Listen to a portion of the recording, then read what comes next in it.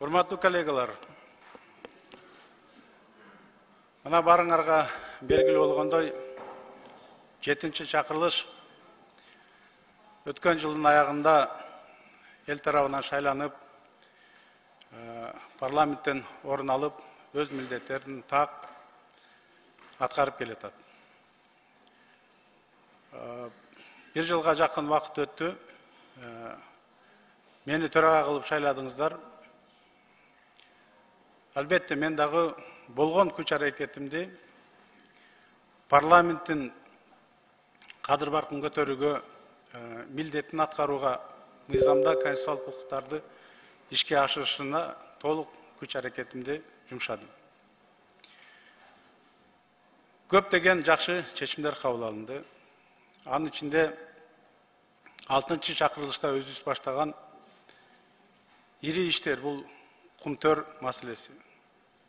Парламент тарабынан комиссия түзүлүп, акыркы учурунда анан убактылуу башкарууну киргизүү жөнүндө чечимдер кабыл алынып, кийинки 7-чи чакырылыштагы ошонун уландысын улап, өз вазифасын аткарып, маанилүү чечимдерди кабыл алып берди. Мамлекетке өткөзүү жөнүндө бул дагы парламент тарабынан жасалды. Албетте, парламент, өкмөт бардык президентибиз башында туруп, маанилүү чечимдерди чогуу кабыл алды. Мен үчүн өтө маанилүү эле ушундай улуу долбоорлор ишке ашып, элге, жерге пайдасы тийсин деген менин аруу тилектерим бар эле. Мен 5-чи чакырылышта ушул маселени көтөргөндө, мен өзүм ушул палатада туруп, ушул маселени көтөргөнбүз, арасынан ысык сукту да өткөздүк. Чоң максаттардын бири ушул эле. Жалгыз эле мен эмес, ошол кездеги коллегалар, бүгүн алар арабызда жок. 5-чи чакырылыштын, 6-чы чакырылыштын, мына Алла Таала буйруган экен, бүгүн силер менен чогуу ушундай маанилүү чечимдерди кабыл алдык. Мен үчүн бул чоң сыймык. Мындан сырткары референдум өтүп, элибиз тарабынан аталган жаңы конституциянын долбоору кабыл алынып, жаңы конституцияны кабыл алдык. Мына ошол багытта дагы парламент өз милдеттерин так аткарып, аталган конституцияга кийинки мыйзамдарды, конституциялык мыйзамдарды, токтомдорду дал келтирип, өз милдеттерин аткарып берди.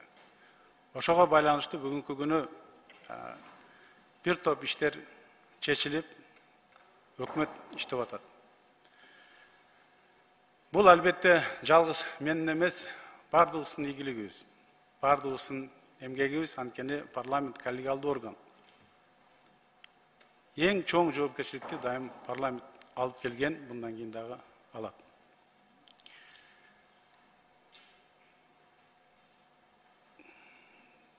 Бүгүн бирок бир айтчу маселе турат, урматтуу коллегалар. Мен жеке өзүм чечим кабыл алдым. Бул менин жекече чечимим. Ага себеп болуп, билесиздер, жакында парламентте окуя болду. Бардыгыбыз бул жерде өз ыктыяры менен каалагандар Баткенге бардык. Бул маселе парламенттен кээ бир депутаттарыбыз айтып, массалык маалымат каражаттарына да чыгып кетти. Мен ошол кезде чечим кабыл алып, өзүм заматта эле арызымды жазып, Баткенге кетейин деген оюм бар эле. Бирок тилекке каршы бул жерде депутаттар чыгып, силердин суранышыңарды эске алып, албетте мен вактынча өз милдеттеримди орун басарым Исаева Жамиля Кубанычбековна жүктөдүм.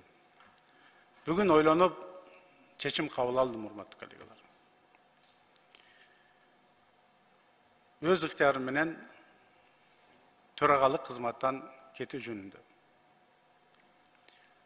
Албетте бул менин өзүм жекече чечимим.